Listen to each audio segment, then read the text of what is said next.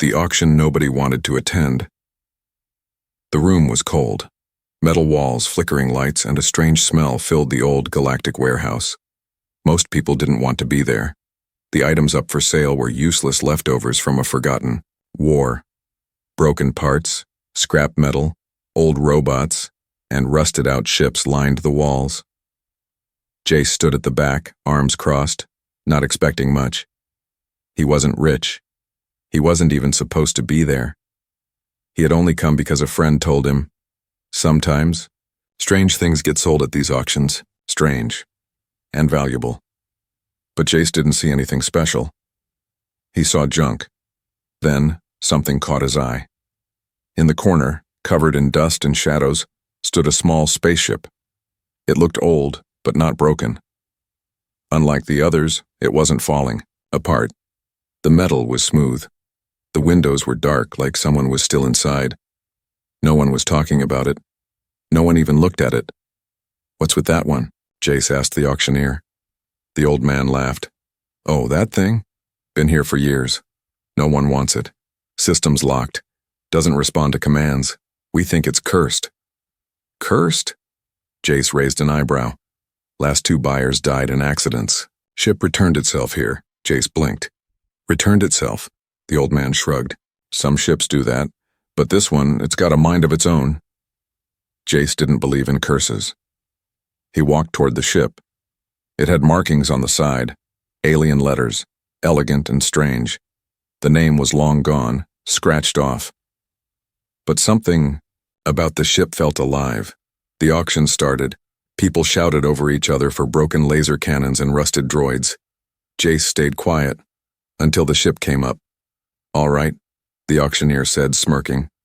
"Lot 42, the ghost ship. Bidding starts at 5 credits. No one raised a hand. Some people even stepped back. 4 credits? Still nothing." Jace raised his hand. "I'll give 3. The room laughed. The auctioneer blinked, surprised. 3 credits.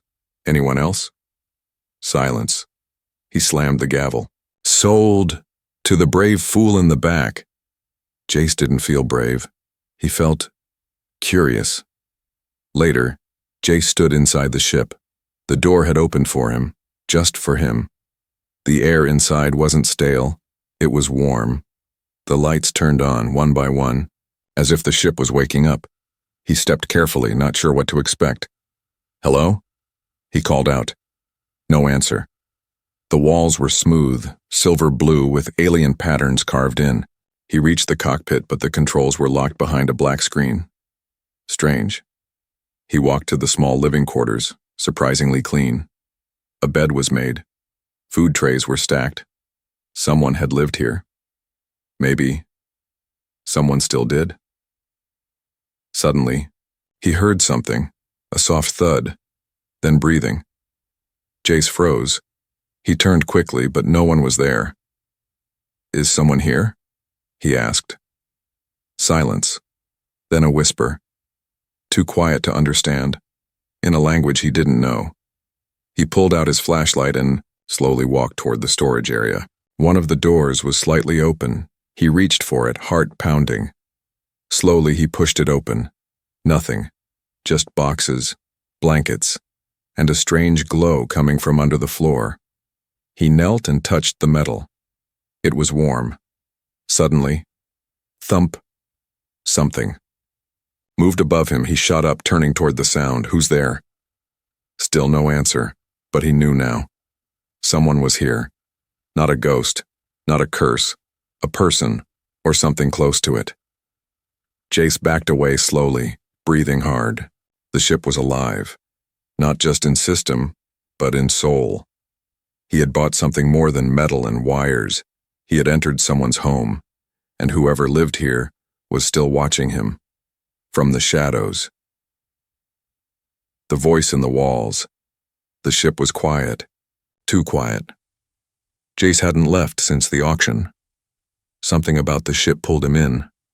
Every hour he walked through its halls, listening, waiting. He knew someone was here. He just didn't know where. He had tried calling out again.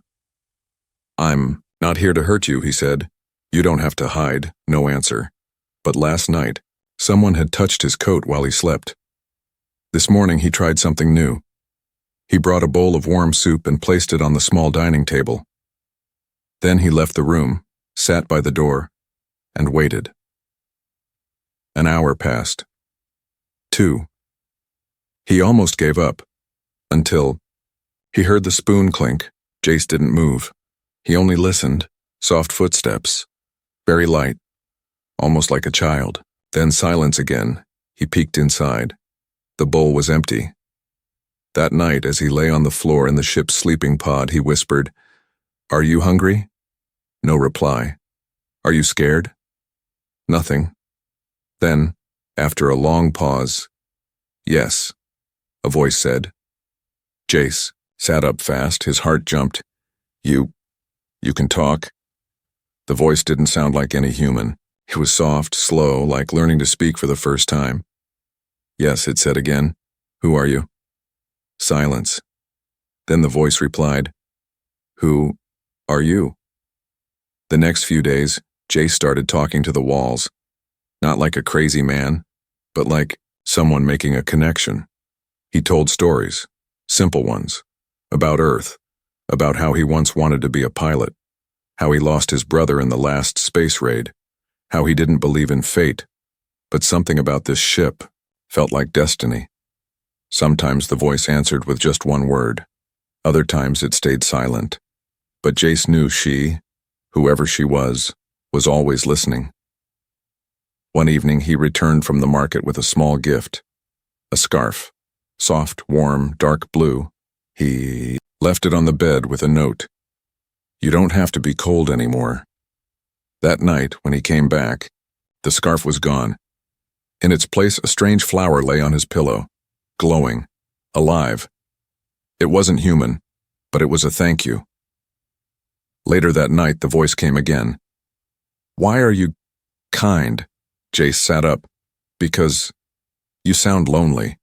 A long pause, then, "You will betray me too." "Too?" I was left, sold, hidden, forgotten. Her words were broken, like puzzle pieces. Jace asked softly, "Are you a prisoner?" Another pause. "Yes."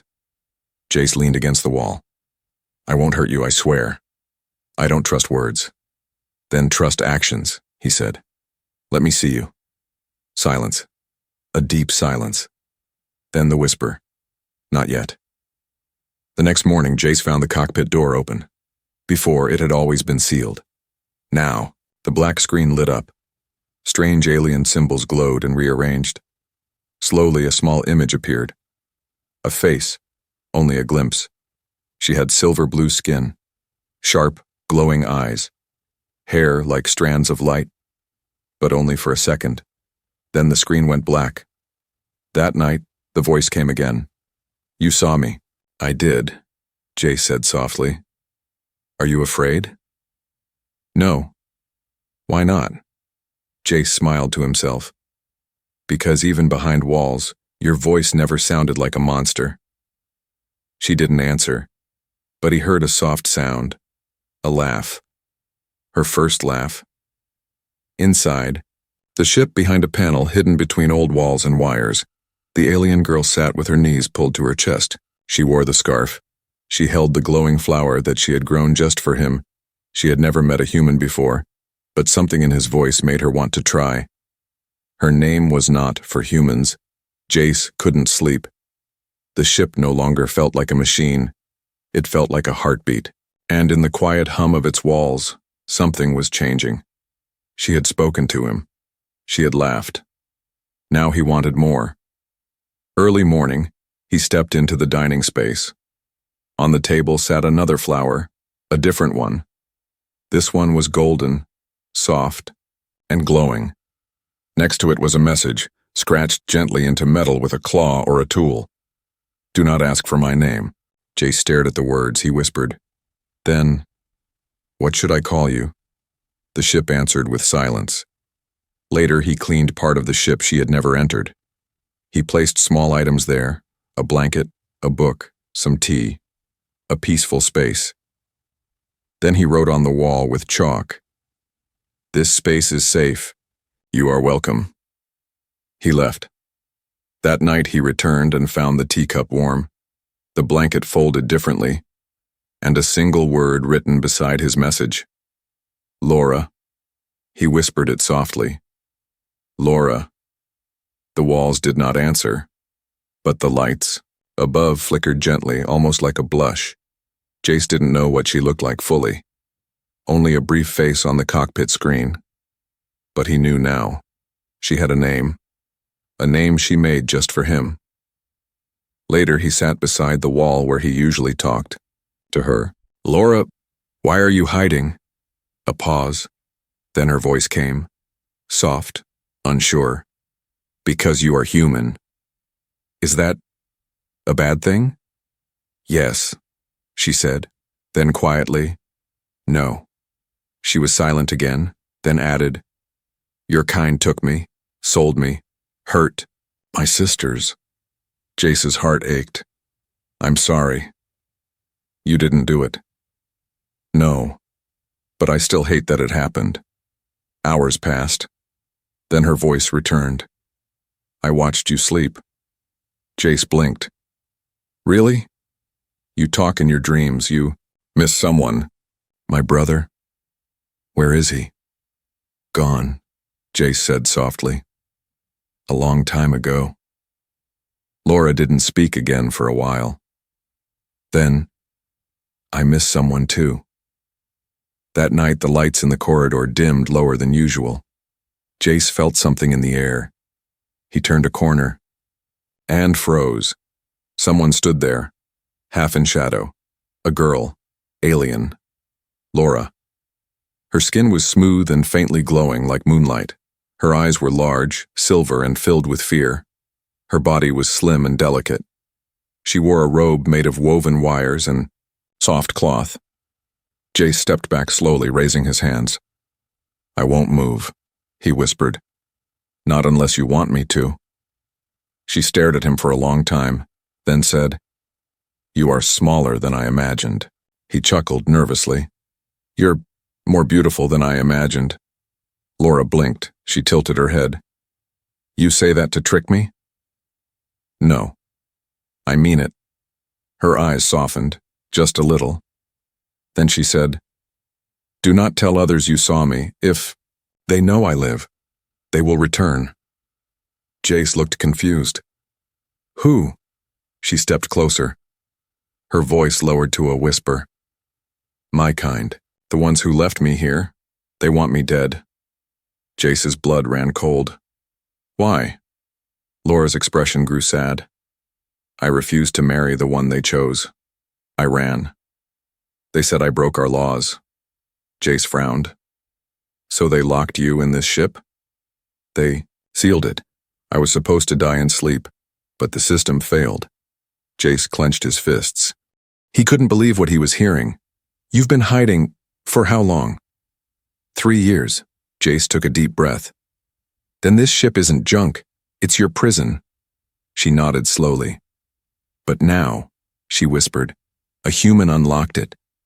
They stood in silence, not as stranger and alien, but as two lost souls, meeting in the dark. Jace stepped forward gently. Laura, I don't want to be your jailer, I want to help. Laura looked at him, eyes wide. No one has ever said that before. I'm not no one. A spark lit in her silver eyes. She stepped back into the shadows, but her voice stayed behind. I will show you more. Soon. Jace smiled. For now, soon was enough. They came to take her. Rain fell hard outside the ship. Lightning flashed across the dark sky of the junkyard planet. The ship stood alone, silent, but inside, something had changed. Laura no longer hid. Now she walked quietly through the halls, and sometimes, just sometimes, she smiled. Jace noticed. That morning, Jace woke up early. He made 2 cups of hot tea, one for him, one he left for her in the new room he had built. Her space. She had drawn small patterns on the wall, symbols from her people. Her fingers moved slowly, carefully, like a painter who had once forgotten how to feel. When he walked in later, he saw something that made his heart stop. A simple message, scratched beneath the art. I'm not afraid of you anymore. But peace didn't last long. Late that night, the ship lights flickered. Laura stood in the cockpit, frozen. Her face pale, her silver eyes wide. What's wrong? Jace asked, rushing in. She pointed to the blinking screen. A red signal. Incoming craft. Fast. Military ID. Not human. Hers. They found me, she whispered. They're coming. Jace's stomach turned. Can we fly? No, she said. They locked the core years ago. Only their command codes can move the ship. He looked at her. Then we have to hide. But Laura shook her head slowly. They won't knock, they'll tear this ship apart. He grabbed her hand. Then run now. She didn't move. If I run, you die. What? They kill anyone who helps me. Even humans. I don't care, Jace shouted. You're not going back to them. But Laura didn't move. I'll go to them, she whispered. Maybe they'll leave you alone. Jace shook his head hard. No. You're not property. You're not a thing to return. A sound echoed outside. Metal claws hitting the hull. They had landed. Jace grabbed his old plasma tool and sealed the door. I'll stall them. You find another way out. There is no way out, she said. Suddenly, boom, the ship shook. Someone had blown open the side panel. Heavy boots thudded against the floor. Jace turned. A tall alien soldier in black armor entered with a gun raised. His skin was deep purple, his face cold. Human. Step away from the fugitive. Laura stepped between them. Don't touch him. The soldier raised the weapon. Jace lunged. He wasn't strong, he wasn't trained, but he had fire in his heart. He tackled the alien, crashing into the wall. The gun dropped. The ship lights sparked. Another soldier entered. He aimed for Jace, then crack! A burst of energy knocked the second attacker back. Laura stood with the weapon in her hands, breathing hard. She had chosen not them. They didn't kill the soldiers, but they locked them inside a storage chamber, tied up and unconscious. Jace wiped blood from his lip. That's going to hurt tomorrow. Laura helped him stand. You're insane, she said. He grinned. You just noticed? She looked at him, then very softly said, You risked everything. For me? He nodded. Because I believe in you. The ship was damaged. Systems were breaking. But Laura moved to the core and placed her hand on a glowing panel. I never tried this before, she said. They said it would never work again. The lights dimmed. A hum began. Then, the ship lifted off the ground. Jace stared out the window. Where are we going? Laura looked at him. Somewhere they won't follow. And after that, she smiled slightly. Wherever you want to go. As the ship soared into the stars, the soldiers remained locked behind, screaming into the dark. They had lost her. She had chosen freedom, and she had chosen him. A human's promise. Jace didn't expect to wake up with her holding his hand. But he did. The ship was quiet. The stars outside moved slowly past the windows. He turned his head and saw her, Laura, sitting beside his bed, her fingers wrapped gently around his. You were hurt, she said softly. You fought for me and bled for me. Jace smiled weakly. I guess I'm not very good at fighting. You're better than anyone I've ever known. They had escaped the planet, but not the danger. The ship was still damaged. The engine stuttered. Food supplies were low, and worst of all, Laura's signal was still active. They'll send more, she said. They won't stop. Jace sat up, wincing. Then let them come. I won't let them take you. She looked away. I don't want you to die because of me. Jace reached out and gently touched her cheek. I made a promise. She blinked. When? When I first heard your voice in the walls. I promised I wouldn't leave. And I don't break promises.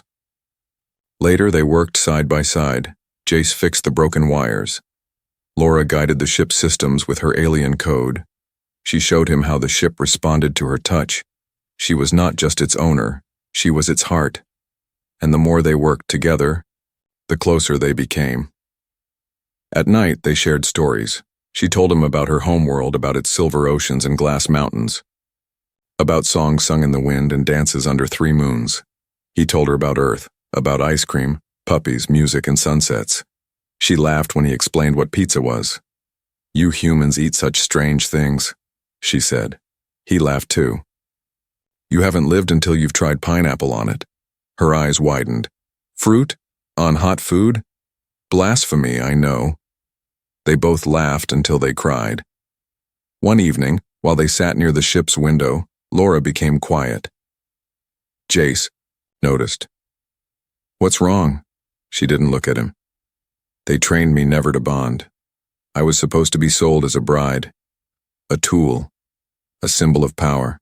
No voice, no choice." He waited. "But now," she whispered, "you look at me like I matter, like I'm free. But I don't know how to be that." Jace turned to her. "You don't have to know how," he said. "You just need someone who won't let you fall." She stared at him, then softly said, "Will you be that someone?" "I already am." That night she came to his room. Not afraid, not hiding, just herself. She stood in the doorway. "Do humans share warmth?" He blinked. "We do."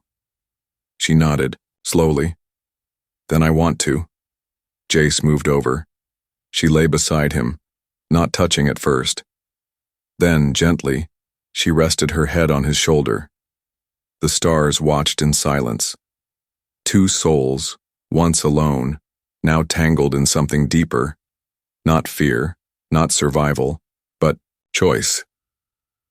Morning came too soon. An alert beeped on the screen. Jace woke first. His heart dropped. A new ship. Fast. Heavy weapons. Not alien, but human. "Why would humans be after you?" Jace asked. Laura stared at the screen. "They're not after me," she said. "They're after you." He looked confused. "You broke interstellar law," she said softly. "You attacked a diplomatic unit. Even if they were cruel, they were protected by treaty." Jace clenched his jaw. "Then we'll run." But Laura shook her head. "If we run, you'll be hunted forever." She stepped forward. "I'll go." To them. Laura, "No," she said. "This time I choose. I won't let you pay the price for saving me." Jace stepped in front of her. "No," he said firmly. "We decide. Together." Outside, the human ship prepared to board. Inside, a human and an alien girl stood side by side, hands clasped. "We'll tell them the truth," Jace said. "Together." "And if they don't believe us," Laura whispered, "then I'll fight again. For you. For us. I made a promise. And I keep my promises." The bond between stars, the moment the human ship docked, time slowed. Jace held Laura's hand tightly. She didn't pull away. Sirens echoed through the halls. Red lights flashed. Boots hit the floor above. The boarding crew was coming. Laura whispered, "This is the part where I lose everything again." "No," Jace said softly. "Not this time." The door burst open. Human soldiers stormed in with weapons raised. "Drop your weapons, hands up." Jace didn't move. Laura stepped in front of him again. "Don't shoot," she said. "I surrender." But Jace stepped beside her. "We both speak," he said. "You'll hear the truth. From both of us." The team leader narrowed his eyes. "You're the one who attacked an allied diplomatic craft." "She was being kidnapped," Jace shouted. "Locked, silenced, hidden in a prison ship for refusing to be sold." "She's alien royalty," the officer said coldly. "She ran from a peace marriage. That marriage was part of a treaty." "That marriage was slavery," Jace replied. The room was silent. Then, one soldier lowered his weapon. "I've seen what they do to their brides," he muttered. "She's lucky she escaped." The captain sighed. "This is way above us. We'll report to command. You two, stay here." Jace nodded. Laura looked at him as the soldiers left. You told the truth. I always will. Hours passed. They sat quietly. Laura leaned on his shoulder. I used to dream of stars, she said, but I never thought I'd feel safe under them. Are you safe now? She smiled. Only when I'm with you. Days passed. They were still on the ship, waiting. Laura taught Jace more of her language. He wrote her name again and again in her native letters, trying to get it right. She laughed every time he messed it up. He cooked him simple earth meals from dry rations. She tried them all. I still hate pineapple, she said. He laughed. One night, they stood under the ship's skylight. The stars blinked slowly above them. Jace looked at her. I've been thinking. So have I, she said. He hesitated. When all this is over, I want us to find a place. A home. Yeah. Somewhere far, quiet, with no war, no chains. Laura nodded slowly, then looked at him. I'm not trained to love, not in the way humans do. You don't have to be, Jace whispered. Love isn't a trick, it's a choice. She stepped closer. And I choose you. They didn't kiss. Not yet. But they held each other tightly. And in that moment, stars were not just lights. They were silent witnesses to a bond forming in the quiet. A bond between species, between past pain and future hope. A bond between stars. Later, that week the human officers returned. They had news. You're both being watched, the captain said. But no arrests. Command is split. Some say she's a victim. Others call her a traitor. So what happens now? Jace asked. You disappear, the captain said. The galaxy is big. Stay off the main paths. Stay quiet. Don't make noise. Then he looked at Laura. You're not just a fugitive anymore. You're a symbol. Some will hate you, but some will believe in your freedom. When the soldiers left, Jace turned to her. So, where do you want to go? Laura closed her eyes, and for the first time in years, she smiled with no fear. Anywhere, she said, as long as I go with you. The ship rose into the sky once more, its wounds still healing, but inside it, two hearts beat as one, not prisoner and rescuer, not alien and human, but something else. Something, or the bride, the universe, forgot. The stars watched in silence as their ship floated through the dark. There was no chase, no soldiers, no signals, just peace. For the first time in years, Laura was truly free. But even in peace, memories still whispered. She stood by the window watching the stars drift. Jace came up beside her. You're quiet today, he said. Laura nodded. Today is the day I was supposed to marry. Jace looked at her. To the man your people chose? She nodded. They said I was born to be his, but I was never asked what I wanted. Jace was silent for a while, then he asked, And now? She looked at him. I want to be mine first, she said softly. And then, if you'll still have me, I'd like to be yours. Jace's chest tightened. He reached for her hand. You're not someone to be claimed. You're someone to be chosen. And you chose me. That's all I ever wanted. Later that night, they stood beneath the open sky of a peaceful moon. The stars above were brighter than ever. Laura wore a simple white robe, made from the ship's old sails. Her hair was braided with tiny lights from the ship's circuits. She looked not like a prisoner, but like a queen. Jace stood before her. No crowd, no music, just them, and the universe watching. She took his hands. In my culture, she said, we don't say I do. We say something else. What is it? He asked. She looked into his eyes and whispered in her language, You are my sky, my choice, my forever. He didn't understand the words, but he felt them. And he whispered back, "You are my home." The ship lit up gently behind them, like it was alive. Their bond had awakened it. A new life. A new beginning. Somewhere far away, on a cold, dark world, her name was still on wanted lists. Some still called her a criminal, a traitor, a runaway bride. But she didn't care. Because now, she was something greater. She was the bride the universe forgot. And the human who loved her made sure she was never forgotten again. They didn't need a throne. They didn't need a crown.